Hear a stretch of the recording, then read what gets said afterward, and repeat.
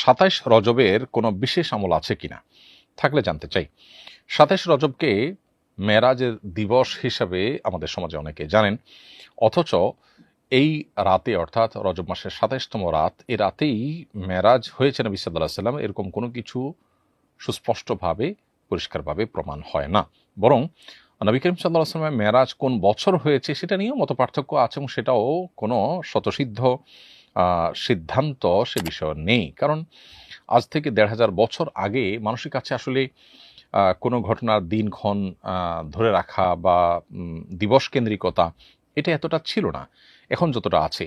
আমরা অনেকে আছি এমন যাদের জন্মের তারিখটা পর্যন্ত বাবা মা ঠিক মতো সংরক্ষণ করেননি। কারণ এখন মানুষের কাছে দিবস কেন্দ্রিকতা যতটা গুরুত্বপূর্ণ বা এটা যতটা আছে তখন ততটা ছিল না। এজন্য আসলে সাহাবীদের কাছে এই বিষয়গুলো অনেক গুরুত্বপূর্ণ ছিল না। তাদের কাছে গুরুত্বপূর্ণ ছিল মেরাজের বার্তা কি সেটা। তো এইজন্য এই তারিখগুলো সেভাবে আসলে সংরক্ষিত হয়নি, এবং সেজন্য নানান মত পার্থক্য আছে। অতএব ২৭শে রজব রাতেই নবী সাল্লাল্লাহু আলাইহি ওয়াসাল্লামের মেরাজ হয়েছে এমনটি মনে করবার কোনো কারণ নেই। আর যদি তর্কের খাতিরে ধরে নেওয়া হয় যে ঠিক আছে এই রাতে মেরাজ হয়েছে, তাহলে ওই মেরাজ হওয়া রাতকে কেন্দ্র করে প্রতি বছর ওই রাতকে বা ওই দিনকে ঘিরে কোনো আমলের কথা কোরআন বা হাদিসের কোথাও বলা হয়নি। অতএব ২৭শে রজব বা তথাকথিত মেরাজ দিবস হিসেবে এই দিন বা এই রাতের বিশেষ কোনো আমল কোরআন বা কোনো বিশুদ্ধ হাদিসে প্রমাণিত নেই।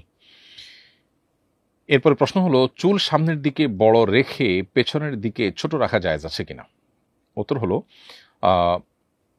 এটা যদি খুব বেশি পার্থক্য না হয় যে সামনের দিকে একটু বড় পেছনের দিকে একটু ছোট, তাহলে এটা জায়েজ, কিন্তু তারপর এটা অনুচিত বা অনুত্তম।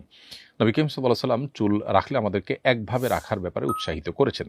তিনি মাথার চুল কোনো এক জায়গায় রাখা আরেক দিকে চেঁচে ফেলা, যেটা আজকাল অনেকটা স্টাইলের অংশ হিসেবে অনেককে করতে দেখা যায়, এবারে তিনি পরিষ্কারভাবে নিষেধাজ্ঞা আরোপ করেছেন এবং সেভাবে চুল রাখা নিষেধ। অর্থাৎ একদিক চেঁচে ফেললেন, আরেকদিক রেখে দিলেন, একদিক একদম চাচার মতো ছোটো করলেন, আরেকদিক অনেক বড় করলেন, আজকাল অনেক স্টাইল আছে এরকম।